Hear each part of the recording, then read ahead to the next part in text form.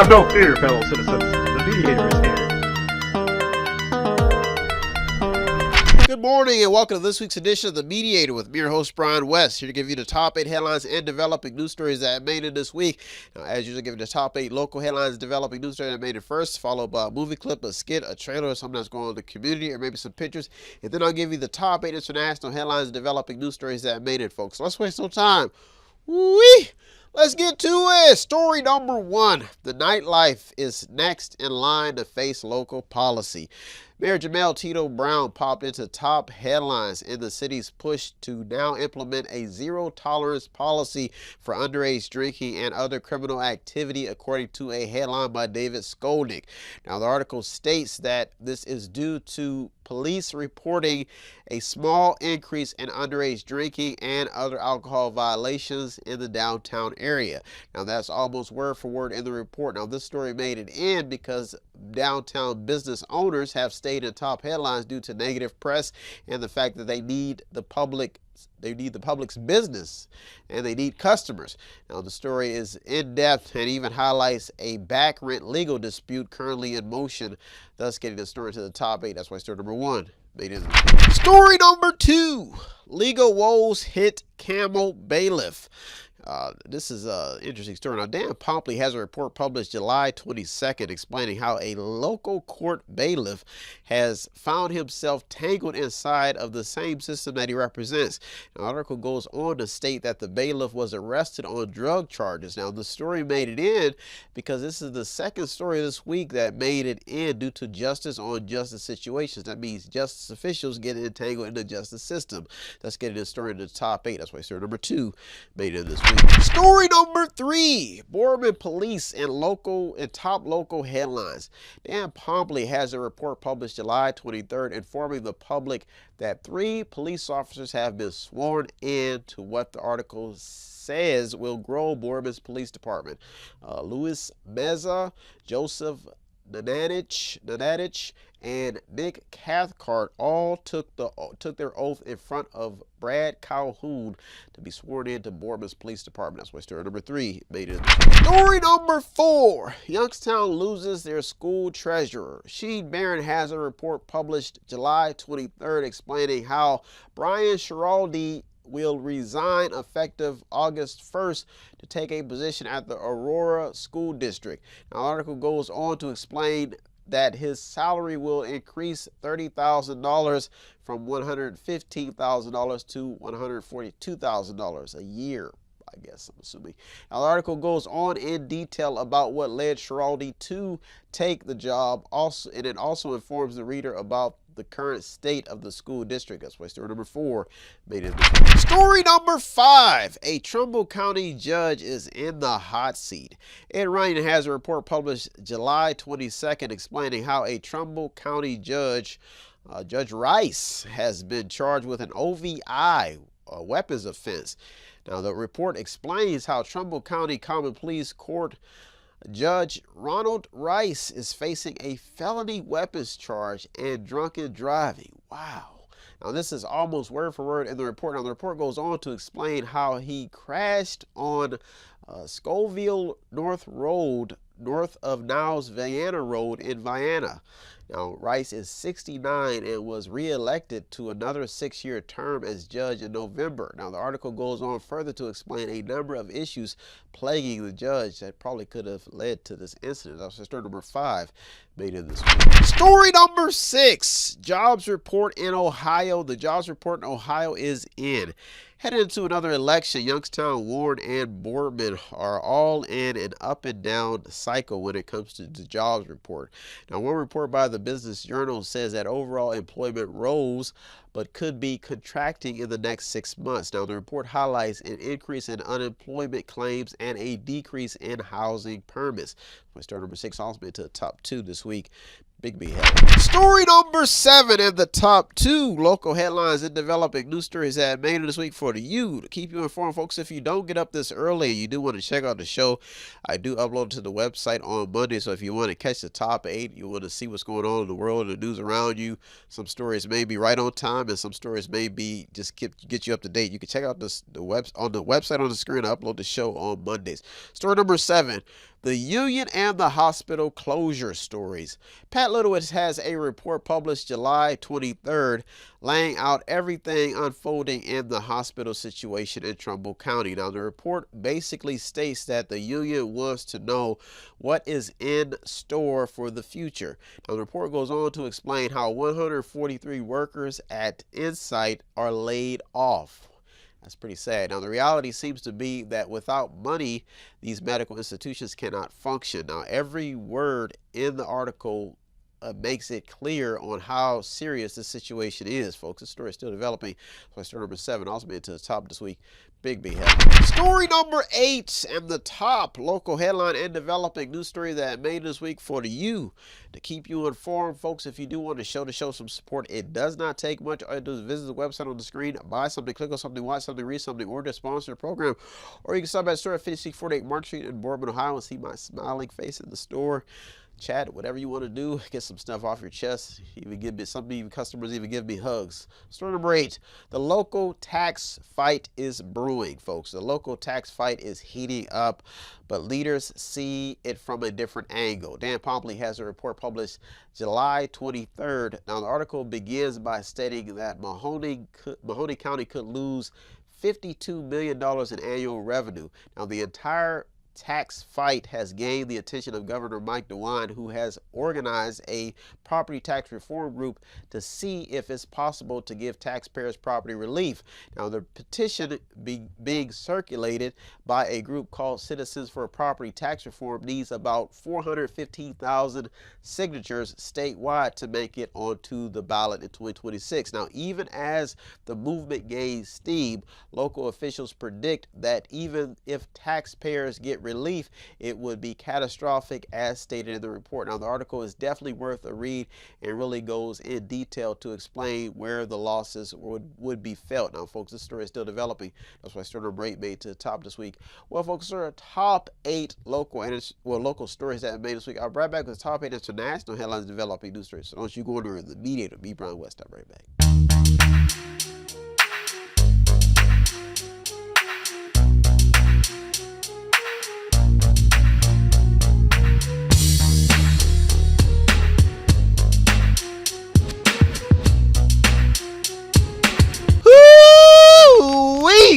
Folks, we are just a few days away from the very first ever podcast challenge in the city of podcasting. My life has been a joke this far. Hey, did you hear about this podcast challenge for $500,000? I tend to change all that once I win this competition. This could be the money for our late show. Are you having doubts about having local celebrities? So you think you got a chance, bro? Oh no. God, y'all don't look at this. Look at these views. We just skyrocketed downward. I don't even know how we even got here. Man, we are really behind. We need something else. We need something quick, restrictive. We're gonna have to switch up our strategy in order to stay in this. Man, listen, I don't care about none of that. I think we'll do it. I'll do it. Bet. And I'm coming in with strong numbers. What you worried about? I'm gonna get Bobo the Kid Cook for an interview. How about that? Look, if you can get me an interview with the NSA, I can blow this lead wide open. No problem. Nobody's interviewing Kid Cooks. And from the looks of it, she's got probably over 1 million views on her channel. We'll give her a call. The little girl, she won't be in the league too much longer. I mean, she's a little girl. She got to talk about. So, how's he doing? I mean, the other podcasters don't seem like they're even getting close. Amy literally shot her boyfriend, posted the video, and she jumped all the way up to second place. Last episode, I only got 500 hits because whoever's picking a fight with me is somehow now threatening my viewers. We're down so bad. We're plummeting this whole competition right now. The solo investigation round is literally our whole entire hope. We're waiting on a thin line here. I'm just telling you. I'm a few views away from winning this thing, and now you want me to go undercover and investigate. These numbers are ridiculously low. I have an idea. I'm telling you, Dave. I know Dave. Dave is clean. Dave is cool. That's Rob's store, man. Oh, no. Now, was that it? Is that all you had to say? You have to break the rules, man. What are you talking about? You have to break the rules, man. What are you talking about? All right, bye. Like, I got way too much riding on the line for this whole competition, of course, but I'm not about to sit here and go along with this whole robbery scheme. Phil, man, you're too conservative. Just get dirty. What do you think happens in politics? Somebody hits, they hit back even harder. Phil, man, you're too conservative, a little bit too soft. I'm calling my cousin Lucy. She lives in Vegas. She's got the heat on everybody. If they want to get dirty, let's get it cracking. The contest is based off views. They don't say how you get the views. God, I can't believe it. How we gonna rob a damn jewelry store? That's God, my bad, y'all. That's my bad. Welcome back. Welcome back. Now it's time to get to the top 8 international headlines and developing news stories that made this week. Folks, we are mornings. A lot of people are passing away. We got some big time celebrities. Malcolm Jamal Warner, Hulk Hogan. I mean, I'm pretty sure everybody remembered Hulk Hogan and I mean, that was deep, man. You know, seeing people. I mean, back in the day, Hulk Hogan, I am a king of America. I'm a right fight for your life. Yeah, Malcolm Jamal Warner was on the Cosby. A lot of people just passed away. You know, people locally, you know, in the local community, across America, across the world. People you thought would live forever. And it made me think about something about what would happen, you know, about people like ordinary people like me, you know, who are not on a big screen or in Hollywood or anything. And it made me think about my life and how I've learned that people don't like being told what to do, you know, especially in America. And the reason why I bring this up is because when you tell somebody what to do and you try to give them instructions, they may get upset with you. Like you have police who pull people over and the driver, you know, they're trying to tell them, you know, the traffic signal, or somebody might try to tell somebody the right way to do something. And I battle with this myself. And on the other line, don't you ever talk to me like that. Who you think of? And we all feel like we have this superiority in life. But when you see people pass away, you know, you can't get that moment back. And I think that's what the lesson is this week is, you know, you can get in an argument with somebody and, mother, don't you ever. And it's so bad now that you can get in an argument with somebody and tomorrow they'll be gone. It's sad, you know. My cousin just got sick and she was in the hospital and there was some talk going around the circle about families and stuff like that and how my family is. And I politely called her and, you know, I got on the phone with her and hey, how you doing? Yeah, just called to check on you. I say, you know, us family members, even when we mad at each other, we can't be mad at each other for too long, even though our family is a little bit crazy. I just wanted to check on you and say how you doing. Yeah, I know I can't stand him neither, but I'm going to call and check on him too. And if he got something to say, then I'll go to his graveyard if he died the next day, and I'll pick him up and I'll try to bring him back to life, because that's just how it is right now. If we get mad at each other, it'll only be temporarily, okay? We can argue, we can fight, we can throw things, but if one of us goes to the hospital, we still gonna come visit each other. Y'all don't have to go on the family reunion trip, no, but the invitation is there. All right. Tell Terry I said I love him, even though he did have some relations with my ex-wife. All right, I'll talk to you later. Peace. That's where we live right now. If you're mad at somebody, you can't be mad at them for too long, because they could just drop dead the next day. And all those memories, all them grudges, you never get to say bye.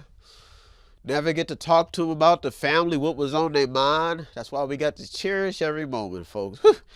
That's our lesson for this week. I am a king of America. Fight for what's right. Fight for your life. Let's get to it. Story number 1. Generation Z. Speaking of forgiveness and love and stuff, Generation Z is in top headlines when it comes to their struggles. Yeah. Now, Fortune has 2 headlines focusing on Generation Z. Now, one report says that 1 in 4 say they wish they had gone to college or they would have picked a higher paying job industry from another. I guess this is what that states that it basically, and it also goes on to say that they have leadership. That leadership is to blame for this, especially on the job. The other article talks about how they're quitting their job, but leadership is to blame, and the fact that they're blaming kind of like a cohesive leadership on why they're making these decisions now. I mean, the article talks about them quitting abruptly. This is Generation Z just quitting their jobs. Now, this report even cites rising tuition costs, an unprecedented job market, rising debt. It even talks about debt as a factor, folks. Now, when it comes to quitting, this report just cites that there's just a disengagement problem with Generation Z and employers. There's just not a lot of feelings of being rewarded. I guess they're just going through the motions, folks. That's what got this story to the top 8, because Generation Z is under the radar, in the spotlight when it comes to how they feel about the current working conditions and just their lives. They feel conflicted. Their legacy too, I guess their imagination needs to be enhanced. That's what story number 1 made it this week. Story number 2. New study reveals something unique about pollution. BBC Science Focus explains how reducing pollution may have unmasked a deeper climate risk, according to a study.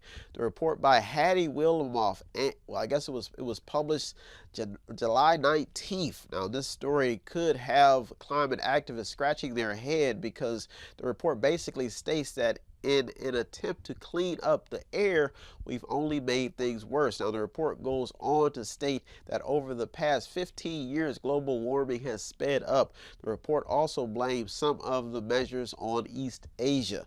Now, this story made it in at a time when research could be getting cut, funding could be getting cut, and could put climate activists back at the drawing board with fewer funds to fight the climate battle. That's why story number 2 made it. Story number 3. Homeowners in America are speaking out about home loss. MoneyRise has a report published July 19th by James Havers. Now, the report highlights what happens to homeowners when they fall behind on their mortgages. Now, the headline begins by getting straight to the point, and it talks about how 2 Florida women face serious legal consequences in a foreclosure dispute just for minor violations. Now, the entire report echoes other stories taking shape in the housing market. Now, the report goes on to say that one patron was jailed for 7 days over seemingly minor infractions like dry grass, a dented garage door, and a dirty mailbox. Folks, this report adds to a number of news stories making headlines when it comes to home ownership, especially property taxes, and on top of that, foreclosure. That's why story number 3 made it this week. Story number 4. The Pope may be too late on Gaza. Folks, the damage is done. It's reality. The Guardian has a report on how the new Pope has condemned the Gaza war. Now, the headline quotes him as calling it barbarity. Now, this is in the midst of multiple reports of people getting killed while seeking aid. Wow. Now, this has kept charity groups and who are aiding the region up at night and concerned about what is taking place. Folks, this story is still developing. It was story number 4 made this week. Well, folks, those are our top 4 international headlines developing news stories that made this week. I'll bring back the top 4, so don't you go anywhere. The Mediator, B. Prime West. I'll bring back. Welcome back. Now it's time to get to the top 4 international headlines and developing news stories that made this week. Folks, this week we're talking about things, when you got to let go and try to forgive, because we're losing a lot of people, and right now prices are high. Prices are really high. Well, in some areas, most areas, And since I own a local little thrift store, the one lady, she just had to tell me how she was feeling. She was getting her car fixed across the street, and she come over to the store and, hi, how you doing? I just wanted to tell you that I see things in the store that I want, but I have to get my car fixed. The guy across the street, I don't know how much he's going to charge me, but I know I'm not going to have any money left. And I also wanted to tell you that I'm poor, and I wish I had the money to buy something, but I don't. I said, well, that's all right. And then she just started getting loosened up in the conversation. Do you know my rent is $1,500? Little light bulb popped in my head, and I said, okay, you're poor.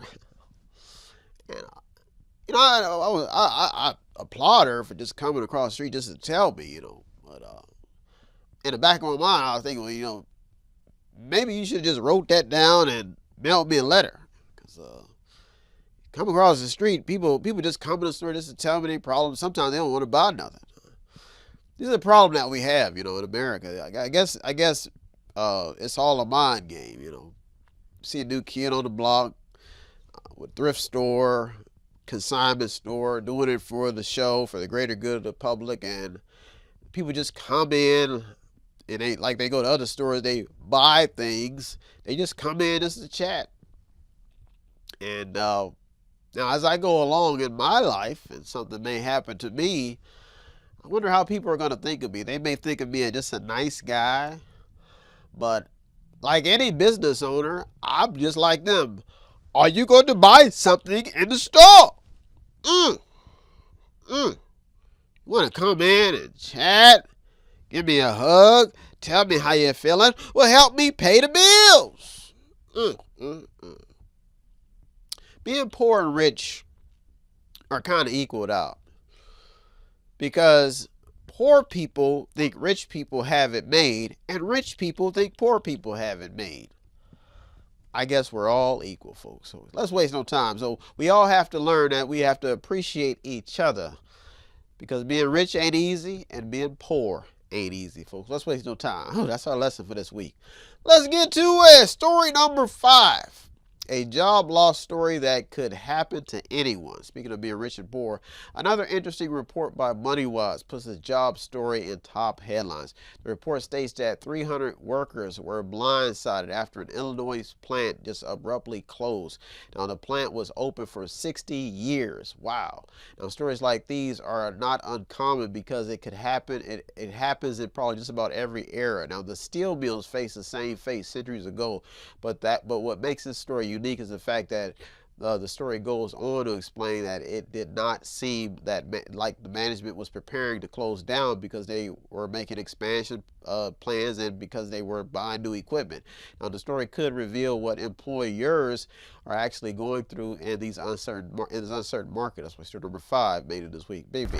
Story number 6. Wages are still on the minds of working people facing higher prices. MoneyWise has a report out of Minnesota highlighting the story of a teacher and mother of 3 who is surviving on just $37,000 annually. Wow.